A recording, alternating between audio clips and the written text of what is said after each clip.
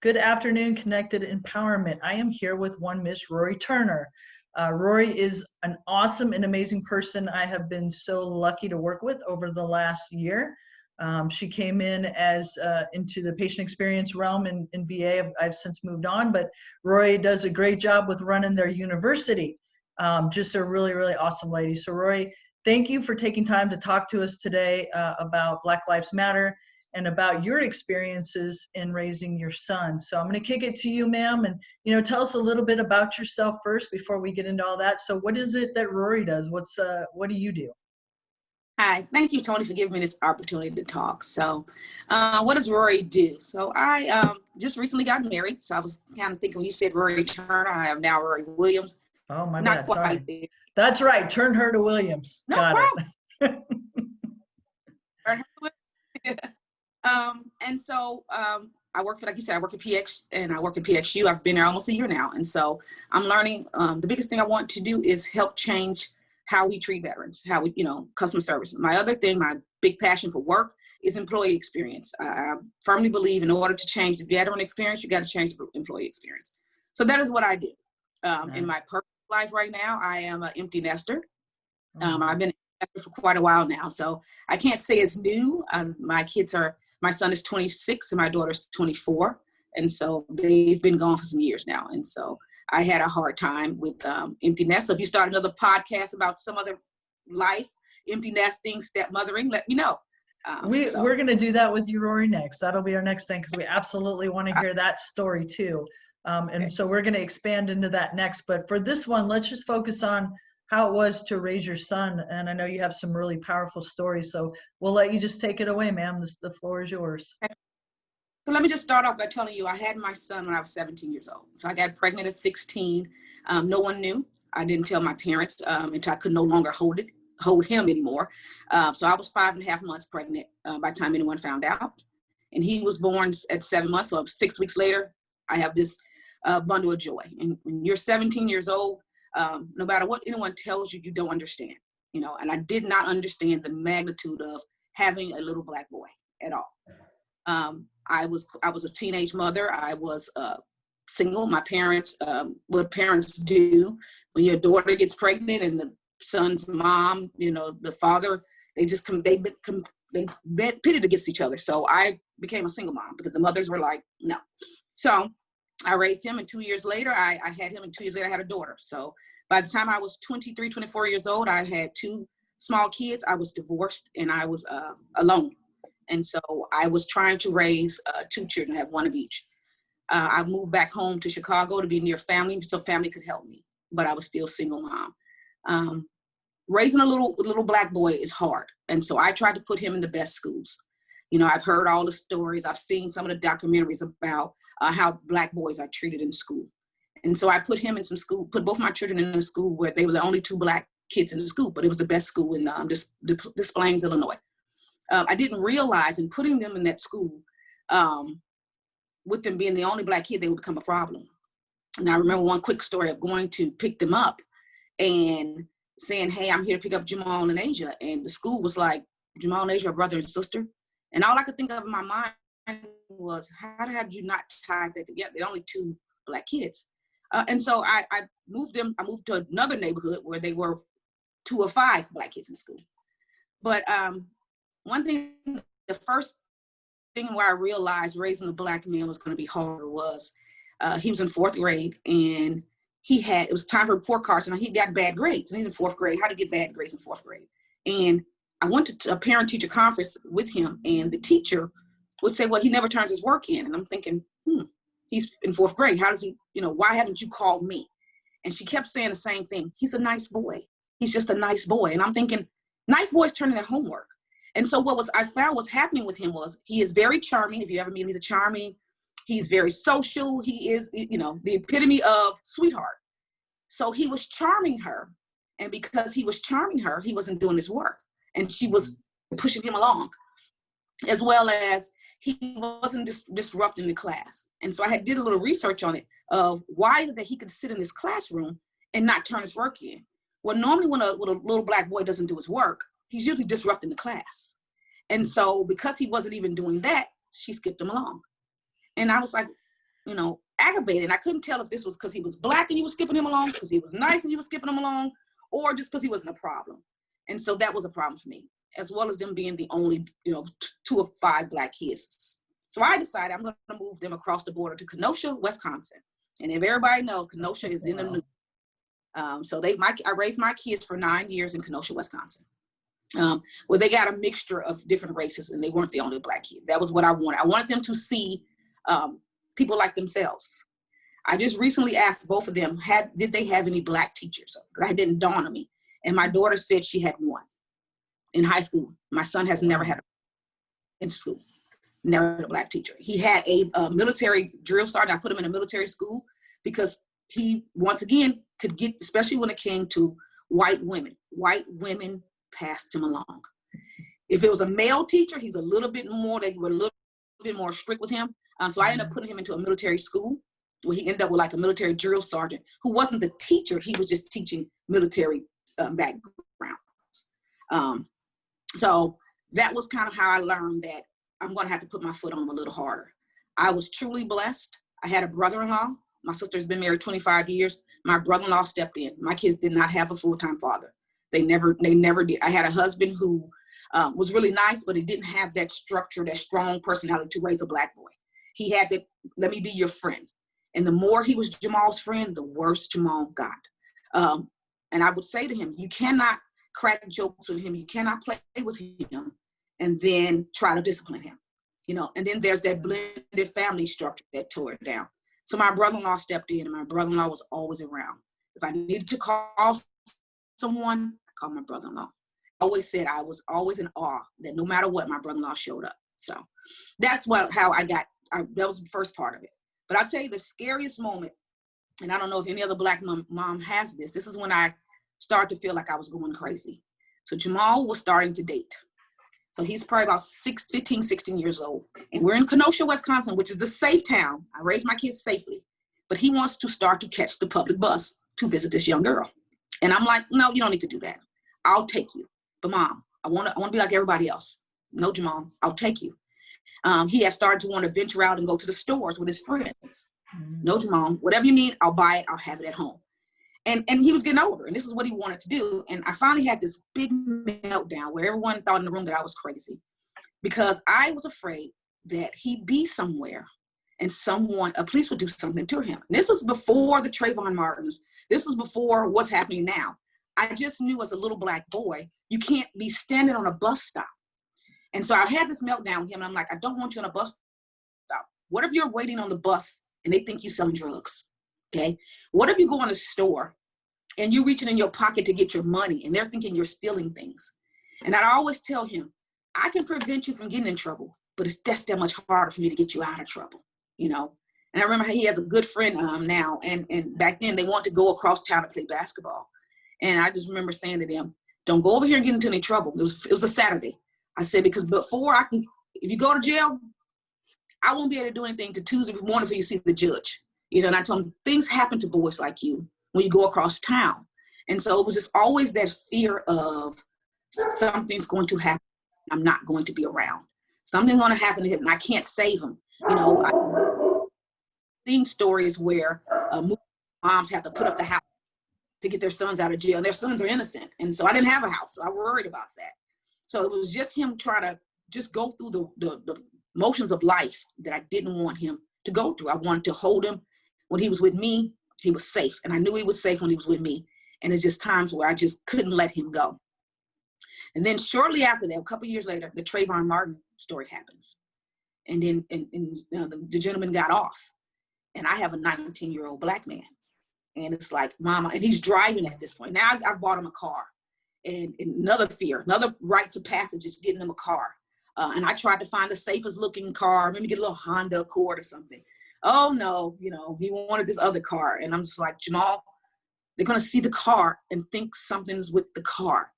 So you spend a lot of time pre-thinking what can happen. You can't ride with too many friends, Jamal. I would always tell them stories about, I had heard a story years ago about a gentleman walking down the street, young boy walking down the street, and some friends pulled up in the car and said, hey, you want to ride? And he got in the car. And when they got pulled over. It was a body in the trunk, and he's like doing life in jail in Chicago. And I would always say to Jamal, don't put everybody in your car. Don't ride. I don't care if you have to walk. Don't ride with anyone, you know. I can remember teaching him about asking for a lawyer. That's a story I had with him and my nephew. I have a nephew who's 4 years younger than him. Stop, and I taught them, ask for a lawyer. Want a lawyer? Call my mom. Don't say anything else. I want a lawyer, call my mom. That's not something that's taught in the school. That's not something that you hear. That is just something that I picked up from watching TV shows. You know, if you ask you for a lawyer, no matter what, no matter how much they try to offer you, you want a lawyer. I'll still now, he's 26 years old. Jamal, what do you do if you get pulled over by police? I want a lawyer. So those were the younger stories. But then I did the safe thing, and I put my son in the Navy. So my son has to be safe in the Navy, right? He's fighting for his country. You know, he's the best sailor in the Navy. But now he's over in Tampa, Florida, or he's in San Diego, California, and Black Lives Matter and riots are kicking up and things are kicking up. My son, who's protecting his country, still is a Black man. Just plain simply just still a Black man. And so I worry about him all the time. You know, there was a time when he would post on Facebook and it would say, just riding in my car, I'm free, and, you know, and he'd post this thing about how he was just in his car, listening to music and riding down the street. And I would call him like, just go home, Jamal, just go in the house, just stay in the house. And he's, Mom, you know, nothing's going to happen to me. You know, what happens then? What happens if something happens to him in Tampa? How do they know to call me? You know, so I worry about that. He's 26 years old, and it's still something I worry about every day, all the time. I didn't teach him to be worried. So when all these things are happening, he thinks he's invincible. He still thinks he's invincible. He thinks that Navy, that card saves him, you know, but it doesn't. It happens every day to sailors and soldiers. So I worry about that. And then me, being the infamous Rory who's doing something, I marry a man with 2 young sons. So my stepsons are 12 and 10. So now I just re-up the Rory, you know. And so we've had that conversation of, you know, we live in this small town where nothing really too much happens, but he hasn't given them the talk yet. It's like, have you given them the talk? And he's like, no, he doesn't know yet that it's getting around time. My stepson will be 13 at the end of the year. He's going to want to start to venture out. We need to give them that talk. We need to explain to them what happens, you know. Unfortunately, it's like something I never wanted to do again.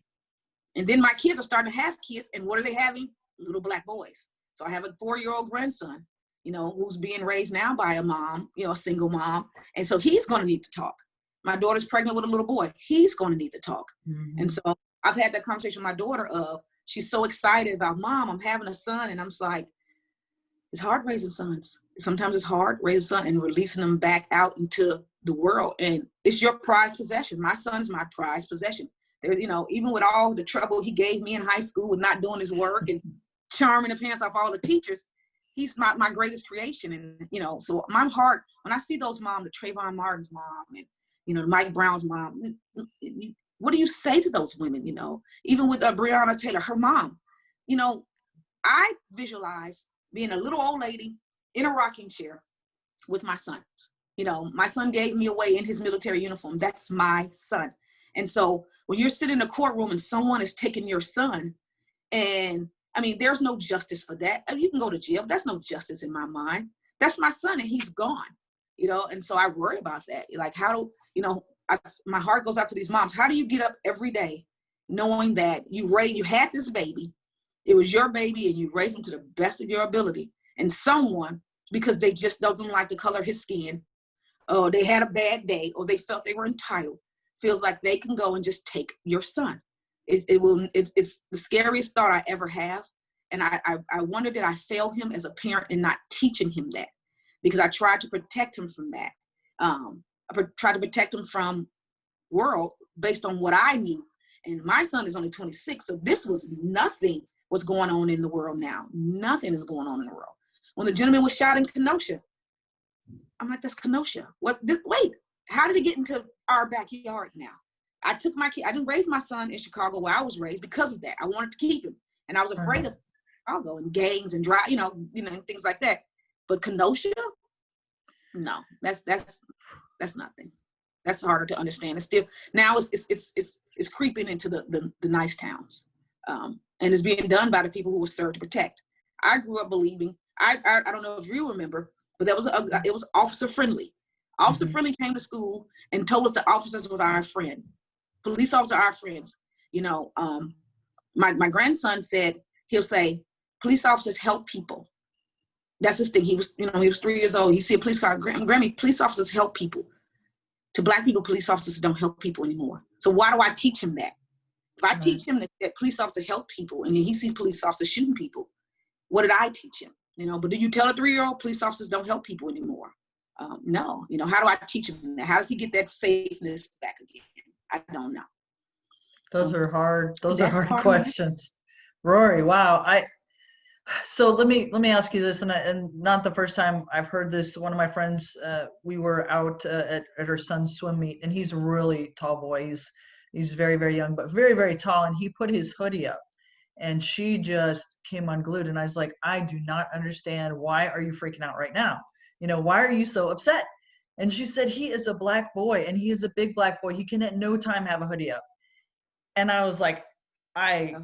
what? And she said, we have the talk. And I was like, what is this talk? And you're like, you know, obviously fifth or sixth person that has told me that. And I can't imagine how hard that is to have a talk about police not being as friendly as they should, or, you know, them looking at you different just because of the color of your skin. It just floored me. And I mean, being a parent and a grandparent is hard enough, but now to have to worry about, just because my son is Black, he's in more danger than anybody else, and he has to act different than everybody else just because he's Black, just blows my mind. So can you like tell the audience who maybe doesn't understand what that talk is, what kind of things is like the talk? Because I know the birds and bees, right? But do not know the talk. So can you tell us about that?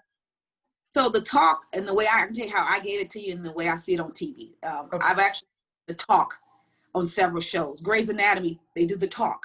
And so what the talk is you teach your son, your Black son, how to respond to a police officer, how to respond if you get pulled over, about keeping your hands on the wheel. You want them to keep, not to reach for anything, not to keep anything in your glove department, to answer the questions. Don't talk back. Please don't talk back to them. To basically, at the end of, we want you to come home safe. We know you were right.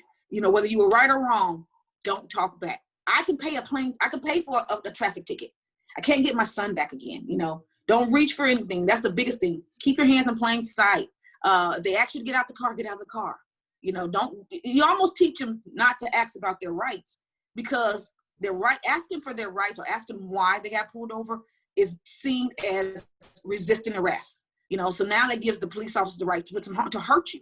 So just comply with what they're saying. Don't argue back. Don't fight back. Keep your hands in plain sight. I try to teach them about, we used to put sandwich bags. Take a sandwich bag, and in there you put your driver's license, you put your insurance card, and your registration in the sandwich bag, and you tape it to your visor. You can reach up, but you can't reach over. You know, you can't reach over, because if you reach over, then they think you perceive you're looking for, there's something, you're going to take something out. Yeah. We've always taught to try to, I used to tell them to try to call me so that I can listen. But we've heard of people dying for reaching for cell phones. You know, how many people die with this? So now it's like, do I want you to reach for the phone to call me, or don't I want you to reach for the phone to call me? So the talk is just basically how to respond when you're interacting with a police officer, and not just even in the car. If you're in a store, if you're walking down the street, you know, how to respond and just comply with the police officers. And it's well known. It is universal now. The talk is very universal, to the point where you see it on TV shows. You know, and I think most Black boys, especially when they're starting to get where they want to venture out or go over to friends' houses, or even now in schools, they should have that talk early. You know, and I told my husband, it's time to have that talk with, you know, with the boys.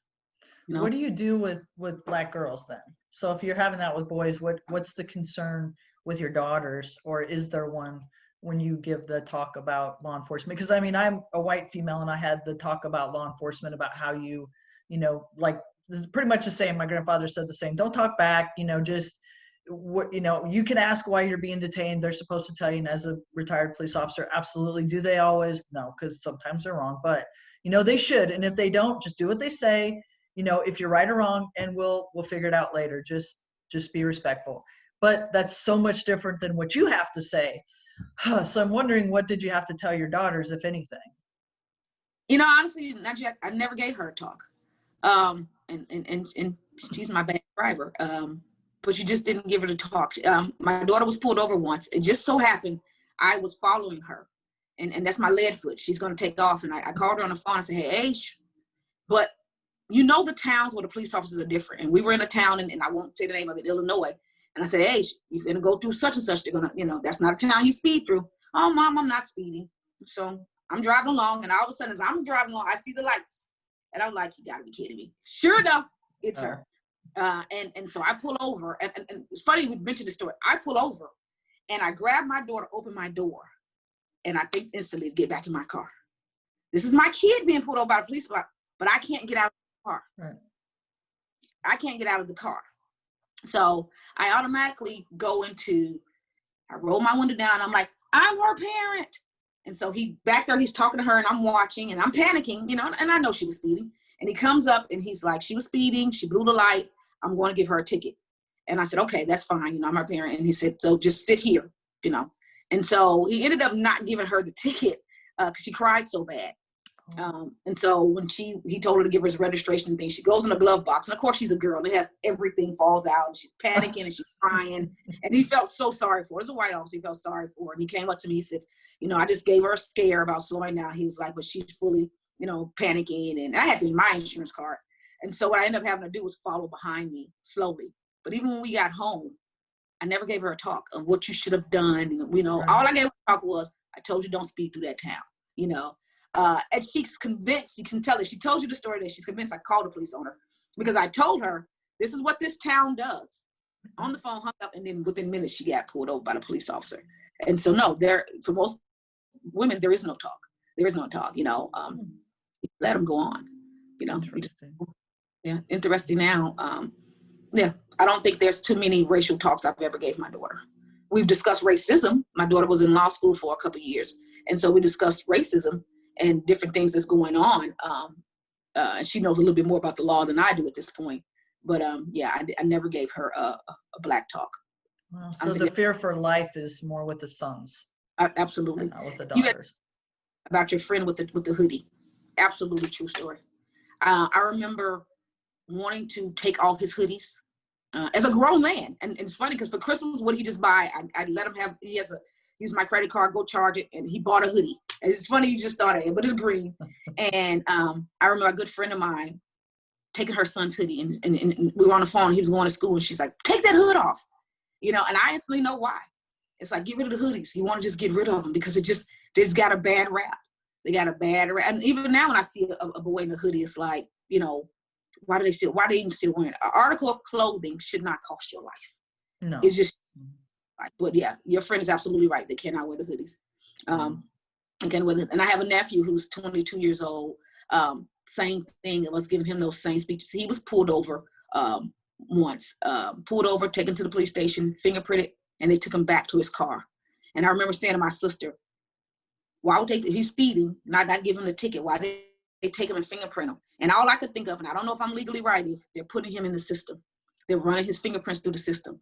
And it was to him, he grows up in a town where he's one of the few black people in the town, and it's like, you look at it and you go, were they nice officers to take him back to his car? Why did they do that? Where have you ever been pulled over for a ticket, put in the police car, take him to the police station, fingerprint it, and then take it home? So I worry about him as well, because he's also grew up in that nice town and doesn't understand, the ropes of being a black man. That's a lot, Rory. I mean, between that and what you said up front, growing up and not having people that were like the role models or, who looks like me at school or, like we were talking about earlier, even on TV, the first black superhero was, my guy. And now, unfortunately, he's gone, right? He's our Black Panther. But, I can't imagine growing up, I had Wonder Woman and she looked like me. So, well, obviously not really, but, she was white and had brown hair. So, I had somebody to model after, but what if I didn't? How would I feel then? I identify more with the Hulk, as but, but what about the kids that are Asian or African American or whatever, and they don't have somebody on TV or in the classroom to model after. I mean, I never thought about that because I am entitled and privileged, and I know that and can own it. To say that I've had that my whole life and go, wow, man, if Wonder Woman can do it, maybe I can. And I can't imagine growing up and not having that at all. And I'm just so glad that, that we have it now. I was talking to a good friend before I got on here with you, because she has a Black son as well. And I was like, hey, give me something. Let's work it out. And she said, we started talking about TV shows. And we're the 80s babies. When the Cosby shows would come on Thursdays nights at 7:00. I know, I liked Cosby. What the Cosby show was, not that they were a lawyer and a doctor. Okay, that was far-fetched. I grew up on the west side of Chicago until I was 12. I didn't see no Black doctors, period. You went to Cook County Hospital, there were no Black doctors. That wasn't what shocked us. What shocked us more was they were a married couple that lived together, and it was just their kids. I'm still at awe of when you meet two Black people who are married and have their kids. My in-laws have been married 46 years. We took family pictures at Christmas. As I'm watching them sit down with their 3 sons, grown Black men standing behind them, I can't help but be envious of, these are your parents. These are both your parents. These are not your stepdaddy. This is not the daddy that's been around for you. This is your parents and you and your brothers. And now you're bringing all your families back. So those role models were Bill Cosby for us. So yeah, when Bill Cosby got into trouble, most Black people didn't feel any sympathy for what he had did, even though it's wrong. I got into arguments about it being wrong, but Bill Cosby was the only daddy some of us had for a long time, And so that whole image came down. So then, of course, luckily for us, we got the Chadwick Bosemans, we got the Barack Obamas, I remember having— Don't forget The Rock, okay? Right. I love Barack Obama. And so we had to attach with that. I had a conversation with my son when Kobe Bryant died, and he was hurt. And I'm like, okay, I'm the Michael Jordan era. I'm like, okay, Kobe.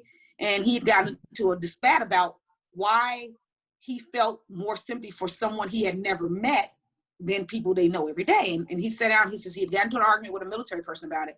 And he went back to, apologize for his behavior. He said, but Mom, when I tried to explain to him was, for little boys who didn't have a daddy, it was Kobe. He's like, Kobe taught us how to react. Kobe told us how men are supposed to act. And Kobe is gone. And I'm thinking, he was the Bill Cosby for them. He was the Michael Jordan for them. So he took the Kobe Bryant hard. And then we lose our Black Panther. Yeah. We didn't catch that break. So what is the next generation? We're trying, and Black men have come a long way now. They're great fathers. I got a lot of good, strong men, fathers, Black men. It's like a new era of these men being fathers. I can call 4 to 5 Black men who, if my son needs some manly advice, they got it. They do it for him. It's just that era now. Men are getting better because they didn't, and they're not getting better because they know better, because they saw better. They just want to do it better for their own sons. So yeah, that's what. And I think they're getting the talk, and they have some strong women in their life that have stepped in and said, "Let me help you." But you do have The Rock also, so you do. Yeah, very jealous of that. You know how much I love him. So there's a lot. Michelle Obama. I mean, wow, the beauty and elegance in that one is just like, ooh, you just can't beat it. So I mean, there are the role models, but you're right. Like, today's generation is so lucky compared to when you grew up, or even ones before you, that were looking at, the actors and actresses that were on TV that were slaves, and that's all they ever played. I mean, what a sad state. And we have come a long way, but we have so much further to go. And Rory, I can't imagine, but I appreciate your friendship and appreciate you sharing all this stuff with me. We'll have you back to talk about how having being a stepmom is going, and the family piece of it. But thank you for sharing about Black Lives Matter. I appreciate it. And to Connected Empowerment, listen to what Rory said and really take that to heart. What if you are that white person that had to have the talk with your son, and he couldn't wear a hoodie, and he couldn't reach across for a cell phone, and he couldn't do all these things that we take for granted because we are entitled and privileged, and all of a sudden couldn't, or it could be their life. Think about that. Think about how it feels, or would have felt, to grow up and have nobody that looks like you on TV, no one to emulate, nobody to role play for you. Think about those kind of things and try to see it from the other side. So again, thank you, Rory, for talking to us. So powerful, your stories, Sure appreciate you. Shout out to the Black Panther, of course. We love him. So very, very big loss. And but 2021 is going to be good. We'll see more superheroes rise in it. In my book, you're one of them. So thank you again, Rory. Have an awesome night, and we will talk about the family thing in a future session. So thank you, ma'am, and thank you, Connected Empowerment. Good job, Tony. Thank you.